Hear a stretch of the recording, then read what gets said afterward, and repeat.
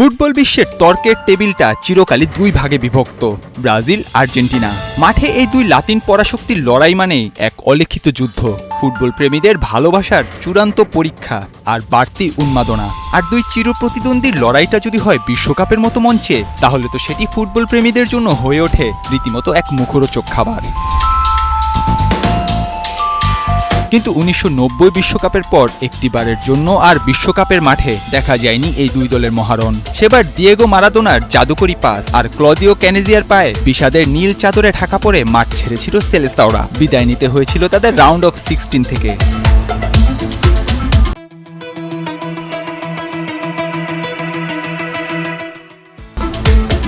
এরপর কেটে গেছে দীর্ঘ ৩৬টি বছর। সময়ের নদীতে কতই জল গড়ালো, প্রজন্মের পর প্রজন্ম মেতে রইল চিরন্তন এক আক্ষেপে। বিশ্বকাপের মূল মঞ্চে কেন আর দেখা মেলে না ফুটবলের ইতিহাসের সবচেয়ে আদিম এবং তীব্র এই দ্বৈরথের? তবে অপেক্ষার অবসান ঘটতে চলেছে চলতি বিশ্বকাপে। সমীকরণ যদি না আটকে যায় কোনো গোলক ধাঁধায়, তবে ফুটবল বিধাতা এবার উপহার দিতে যাচ্ছেন সেমিফাইনালে এক মহাকাব্যিক সুপার ক্লাসিকো।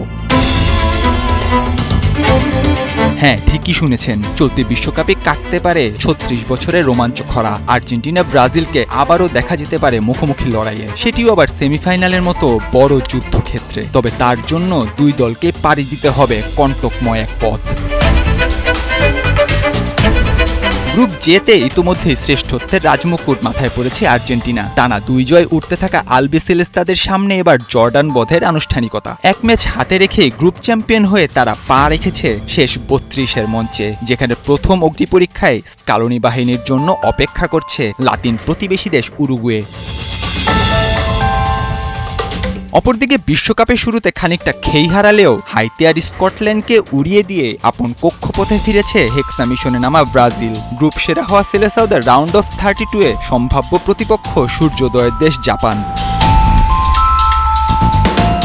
এখন নিজেদের অবস্থান ধরে রেখে দুই দলই যদি রাউন্ড অফ 32, রাউন্ড অফ 16 ও কোয়ার্টারের বাধা পার হতে পারে, তবে প্রথম সেমিফাইনালেই দেখা মিলবে পরম আকাঙ্ক্ষিত সেই মহেন্দ্রক্ষণের। ৩৬ বছর পর বিশ্বকাপের মঞ্চে আবারও মুখোমুখি হতে পারে লাতিন ফুটবলের দুই পরাশক্তি।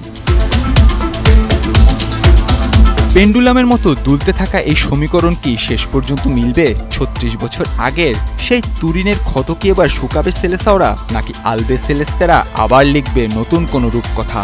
সমীকরণটা সময়ের হাতে। তবে ফুটবল প্রেমীদের হৃদস্পন্দন এখনই চড়া। তাদের মনে একটাই প্রশ্ন, চলতি বিশ্বকাপ কি তবে দেখাবে ফুটবল ইতিহাসের সবচেয়ে আদিম আর রোমাঞ্চকর সেই মহারণ? অপেক্ষা আর মাত্র কয়েকটা ম্যাচের।